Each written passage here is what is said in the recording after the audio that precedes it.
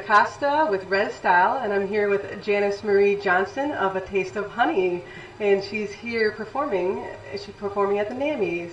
Yeah. Can you tell us, you're from the Mohegan, Stockbridge, Muncie tribe. Stockbridge, Muncie, Mohegan, out of Boulder, Wisconsin. I'm so excited to be here. This is my second time here in Niagara Falls. Last time I was here is when I was inducted into the Native American Music Awards Hall of Fame. That was fantastic. So I'm so glad to be back. So glad. And you played with someone special the last time you were here. Well, last time I was here, let's see, I didn't play with Robert Tree Cody, but he got up. Was he on the stage jamming, or was he right in front? Last time I was here, who did I? Redbone! Yes! There you go. Yes, Redbone. And you know what? I got the most awesome shot of that. Do you really? Oh, yeah. We've done quite a few concerts together since then, too. I love playing with Redbone. It's incredible. Tell us about your rise to fame with A Taste of Honey. Oh, God. How much time do we have? What time does the show start? Not that much. Okay. Well, let's see. How do I make this a short story? Taste of Honey was formed in 71. We were discovered in 77. So we'll skip all those hard years in between where we toured with the USO, we toured with the Navy, we toured all the Chitlin circuits all around, and then we were discovered. We got a, I guess you call it a house band gig at a club called the Etc. Club, and that's where we were actually discovered. Well, I take that back. A friend of mine, Wayne Tweed, who played bass with Smokey Robinson, had a wedding. I was supposed to be a guest at the wedding. It's nice to every now and again just be a guest. That's never happened. We're always singing or playing. He calls me at 2 o'clock in the morning and says, the band's not going to show up. Can you come play the wedding march?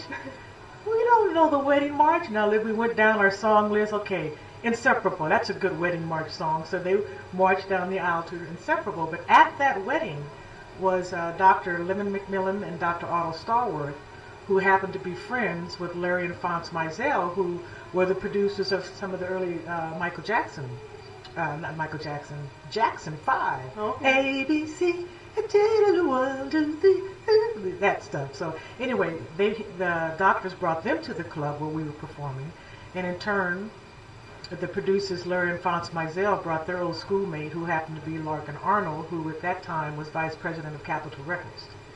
He signed us. So, and the rest is, as they say, history. It was, a long haul. And the famous song? Get down, boogie, get down. And also, it's all because of you. I'm feeling sad and blue. That's called Sukiyaki. It's funny because I have what I call the curse of the number ones. A lot of times I do concerts and people only want you to do the two most famous songs, which for me is Sukiyaki and Boogie, but they don't realize I've had 5 top 20s. 5 top 20 hits, okay? But I don't get to play those most of the time. Other people do, but you know how long I've been playing those 2 songs? 30 years. Let me play more music. So it's great when I get a longer show to do with. And you're working on a new album. I'm working on a new album. I'm working on a couple of albums. I'm actually working on the Taste of Honey's greatest hits that includes the Lost Masters. Lost Masters means songs that were recorded by A Taste of Honey but never released.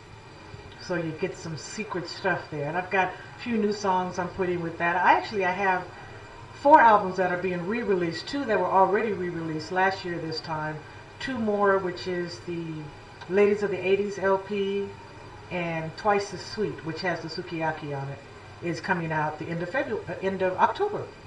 So, and I'm working my son, John Paul. You remember him? Yep. He was a little tight. He's doing me. I keep licking my teeth because I feel lipstick on it.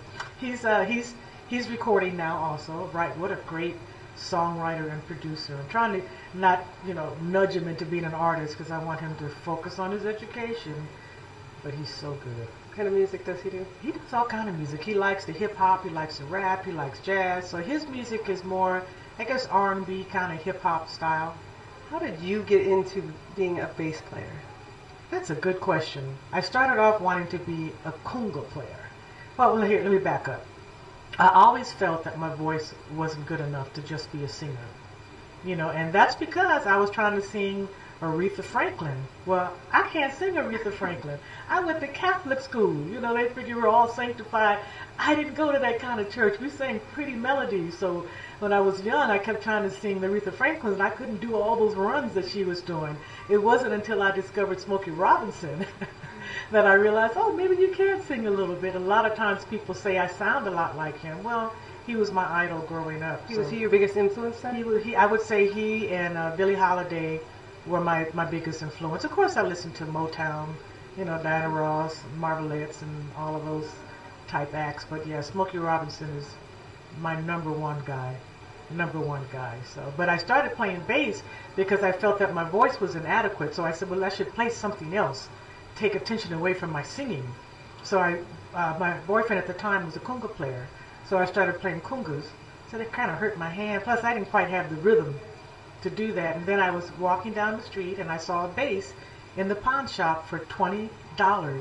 And I said, man, I always did like the low end of the records. I'm always trying to hum the bass lines. I said, well, maybe that's my natural calling. So I got the bass for $20, and that's that. And the rest is history. And there's a lot in between that.